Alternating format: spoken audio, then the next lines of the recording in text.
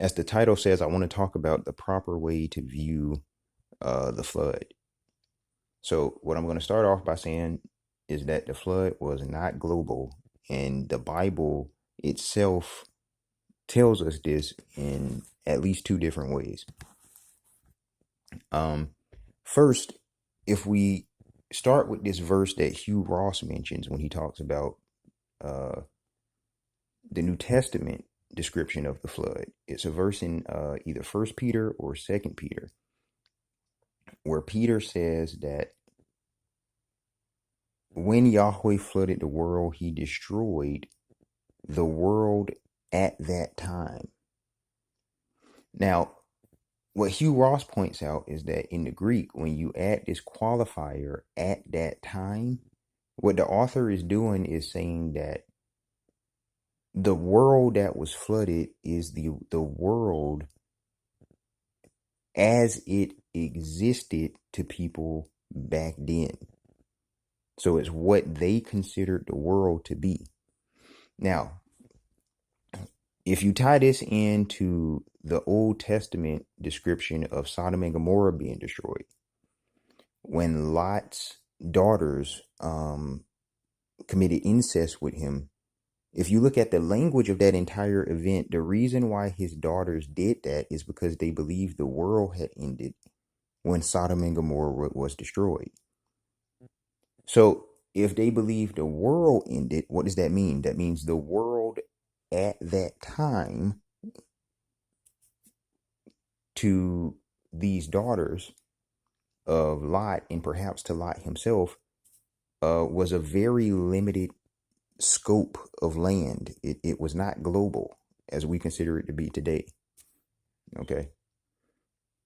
There's also a third evidence for this.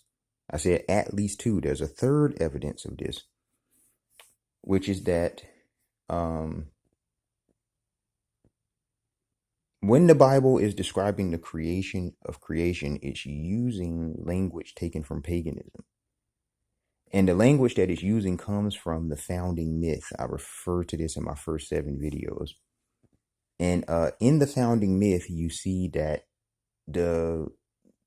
when pagans created made these creation stories, they were not referring to the creation of the earth as a whole. They were referring to the creation of their particular land that they lived on, their particular people that lived on the land, their particular nation that ruled the land. And they frequently referred to themselves as the only human beings, and then all these other groups of humans, they used a different term for them that meant they weren't human, they just looked human. This is basically like when white racists say blacks are subhuman, it's that. And so the earth or the land, the land or the world was the land that these people lived on. It was the nation they lived in. You see what I'm saying? Everything outside of that was not considered to be what the gods created.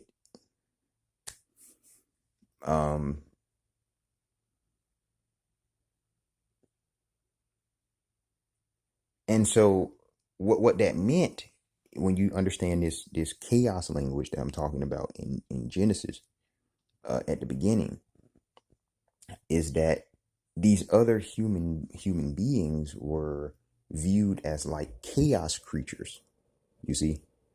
So when you see Alexander the Great, he goes around and he conquers the world during the time of the rise of Greco-Rome. He's described as expanding the world, not discovering the world, but discovering more locations in the world, but expanding the world, because he's bringing civilization, which is the world, you see what I'm saying, to the chaos creatures that are in the form of human. And then, this order that the gods established, he's establishing in these places where the monsters dwell, the chaos, you know, the chaos lands, if you will.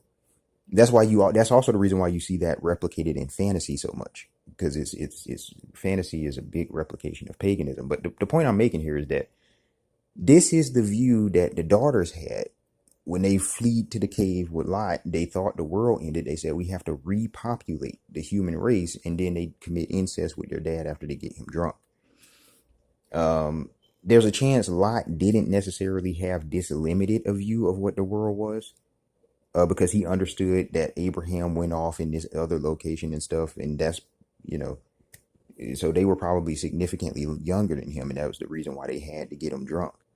But what this is showing you is that when the Old Testament says that the world was flooded in this early stage of Genesis, the Old Testament itself shows awareness that what is meant by the word world is not the entire global earth. It's whatever the people of that time considered the world to be.